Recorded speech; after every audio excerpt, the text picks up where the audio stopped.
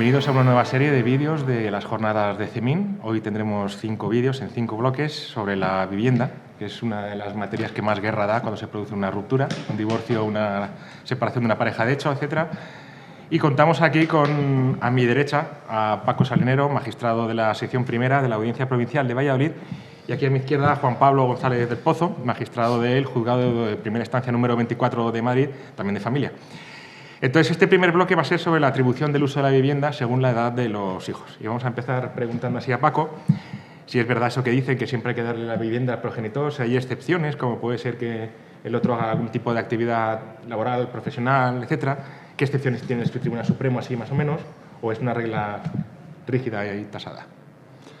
Bueno, buenos días a todos. Muchas gracias por invitarme a participar.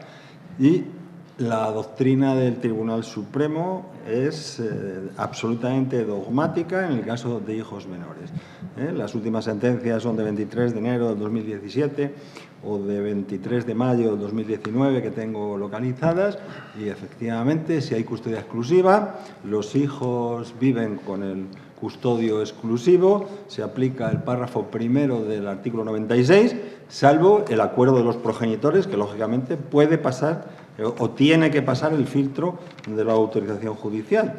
Y en estos casos, la asignación del uso es al custodio sin ninguna excusa. Lo que pasa es que estas sentencias, afortunadamente ya, cuando los hijos son menores, han establecido el uso hasta el momento en que los niños o los menores alcancen la mayoría de edad, en cuyo caso se produce la extinción automática y entra en juego, al convertirse en mayores, el 96 tercero.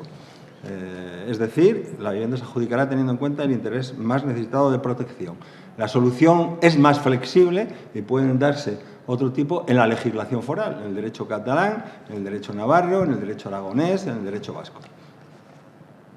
Pero ya había habido eso, que si hay un despacho profesional en una vivienda, se puede flexibilizar. Si los hijos tienen satisfecha su necesidad de habitación en otro sitio, ¿se puede flexibilizar eso? No. Con la doctrina de Sala Primera, en territorio de derecho común, en mi opinión, no. ¿Te lo comes entero? Efectivamente. Vale. Bueno, Juan Pablo, en cuanto llegan ya lo ha adelantado un poco Paco, en cuanto llegan a la mayoría de edad, ¿se extingue automáticamente? ¿Qué sucede? ¿Qué pasa ahí? ¿Se aplica el 96.3? Sí. ¿Qué dice el 96.3? Bueno, pues esta es una de las cuestiones en la que la doctrina del Tribunal Supremo ha introducido unas interpretaciones del artículo 96, párrafo primero, fundamentales, porque sabemos que el artículo 96, párrafo primero, habla de la atribución de la vivienda a los hijos, pero no dice si son menores o mayores, es decir, no distingue. Y el Tribunal Supremo, por vía jurisprudencial, ha establecido que en el caso de existir únicamente hijos mayores, el criterio que se aplica para la atribución del uso no es el párrafo primero, sino el tercero. Es decir, que se acuerda por el juez la atribución del uso, habiendo hijos mayores exclusivamente, no en función de la guarda que se atribuye a uno de los progenitores, porque ya no hay que atribuir guarda al ser los dos mayores de edad, sino en función del cónyuge o progenitor que representa el interés más necesitado de protección. A estos efectos, lo que dice el Tribunal Supremo en una jurisprudencia muy abundante es que, a partir del año 2011, es que una vez que los hijos alcanzan la mayoría de edad, para decidir sobre la atribución del uso no se aplica el criterio de la doctrina jurisprudencial que considera que la manifestación, la atribución del uso a los hijos menores y al progenitor cuya compañía quedan es una manifestación del principio del interés del menor que rige con carácter ilimitado e incondicional y que el juez no puede ni condicionar ni limitar, sino que la protección del interés de los hijos mayores en lo que se refiere a la atribución del uso de la vivienda debe hacerse no a través del 96 primero, sino mediante la fijación de una pensión alimenticia dentro de la cual está incluida la noción de habitación.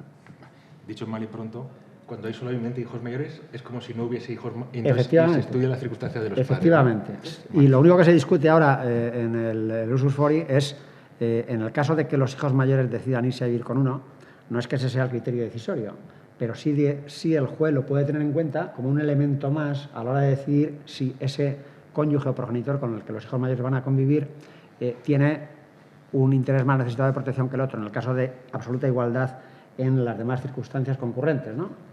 Que es lo que muchas veces nos planteamos. El Supremo viene a decir, bueno, se operará como si no existiera hijos mayores, pero lo cierto es que existen. Y esa es una circunstancia personal y familiar fundamental. De manera que es una ficción muy forzada. Claro, es una interpretación tal, pero yo por lo menos, los jueces de instancia, yo creo que todos y las audiencias también lo interpretan en ese sentido. Sí, sí. Hombre, una cosa es que se opere sin aplicar el párrafo primero, otra cosa es que operemos como si no existieran hijos, existiendo.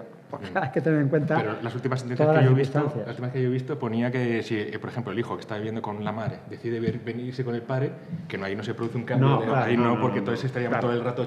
Si es que eso es lo que quiere evitar el Tribunal Supremo. Lo que ocurría antes de ese cambio jurisprudencial es que lo hemos hecho todos los jueces, yo creo que las audiencias también, es que los hijos mayores, cuando estaban viviendo con un progenitor que les ponía dificultades, pues directamente se iban a vivir con el otro y eso daba lugar a un cambio. Es decir, lo que decidía en el uso no era el juez, eran los hijos mayores. Claro, eso es inadmisible. Claro, eso es lo que han querido corregir. Entonces, volvemos a Paco. ¿Qué pasa cuando hay hijos de diferentes relaciones? Pues en esta cuestión, yo creo, no hay una jurisprudencia específica. Yo he encontrado solamente una sentencia del 2015, del 22 de julio, en el que efectivamente se daba esa situación, pero se trataba de un caso de custodia compartida. Era muy curioso porque la vivienda era privativa del padre y en la vivienda convivían hijos de la nueva relación, hijos comunes, y una hija de su relación anterior. Y en ese caso, claro, el Supremo, como era una custodia compartida, le atribuyó el uso de la vivienda a la madre, a pesar de que era privativa del padre, y el padre tuvo que salir de la vivienda junto con la hija de su primera relación. Lo que sucede es que, como se trataba de un supuesto de custodia compartida, ya sabéis, los que estáis siguiendo la intervención, que el Tribunal Supremo siempre temporaliza el uso y suele atribuirlo incluso al cónyuge que tiene más dificultades de acceso al mercado laboral, al mercado de la vivienda, teniendo en cuenta precisamente la doctrina del Supremo que cita, cuando se trata de supuesto de custodia compartida, en muchas ocasiones el derecho foral especial catalán y aragonés.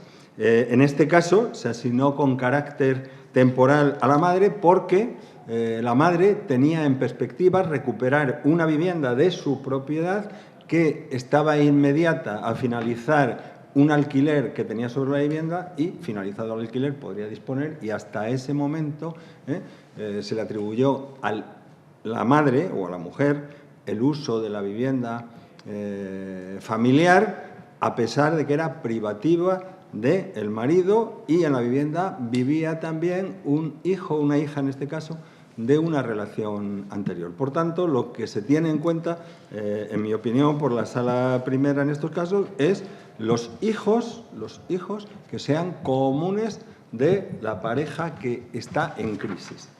Vale. Bueno, ya hemos adelantado antes, cuando los hijos son mayores de edad, ¿qué pasa si no hay hijos?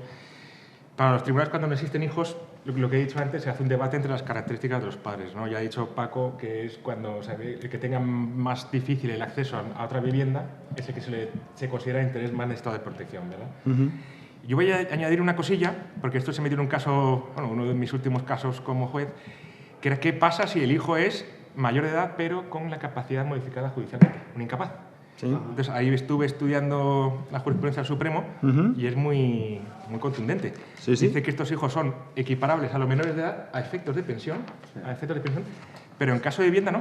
Exacto. Se les considera como mayores de edad y no se tiene en cuenta la discapacidad, salvo que la vivienda sea una discapacidad funcional, anatómica, física, y que la vivienda esté adaptada a sus circunstancias. No sé si estáis conformes con esto, si habéis visto algún caso.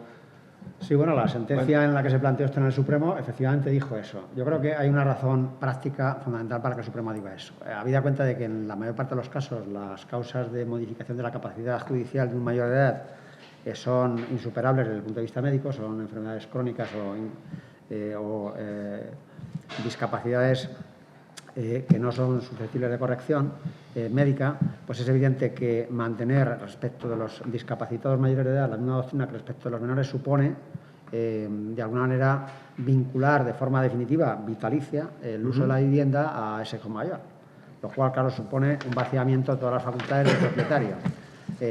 Para evitar esa consecuencia tan indeseable, es por lo que yo entiendo que el Supremo mantiene esta tesis. Y viene a decir lo que dice con arreglo a la doctrina general sobre los hijos mayores. Habrá que solucionar ese problema a través de la pensión alimenticia, salvo las excepciones del que decía. Sí. Esta es una pregunta, la segunda pregunta del cuarto bloque, y luego la abordamos, Vale, que me toca sí. precisamente Ah, Sí, pues te vale, toca a ti, perfecto. eso es. Bueno, pues desarrollarla a aquí... mí. Bueno, yo quería decir, Sí. respecto de la primera, acerca del problema que planteabas, que ocurre cuando hay hijos de distintas procedencias en las familias reconstituidas. Yo sí que, no recuerdo la fecha exacta de la sentencia, pero creo recordar que una sentencia del año 2017, otra de 2016, se planteaba en un caso muy curioso y era una contradicción de sentencias. El padre tenía atribuido el uso de la vivienda común porque tenía la custodia de su primera hija. Y respecto del segundo matrimonio, en el que había hijos comunes con su segunda esposa, pues se le atribuyó el uso de la vivienda con carácter exclusivo a la madre, pues se atribuyó la custodia. Y entonces la sentencia lo que tenía que resolver el problema entre las dos sentencias. Naturalmente, ahí la audiencia lo que dijo fue que había que respetar el primer título jurídico porque era de mejor condición y porque, a fin de cuentas, la contraposición entre dos sentencias que protegen ambas el interés de un menor debe regir el primero, un poco aplicando el criterio registral de que prior tempore post Vale, iure. bueno, ¿No? pues aquí concluye el primer bloque. Ya empezaremos ahora el segundo. No se vayan todavía, que no hay más.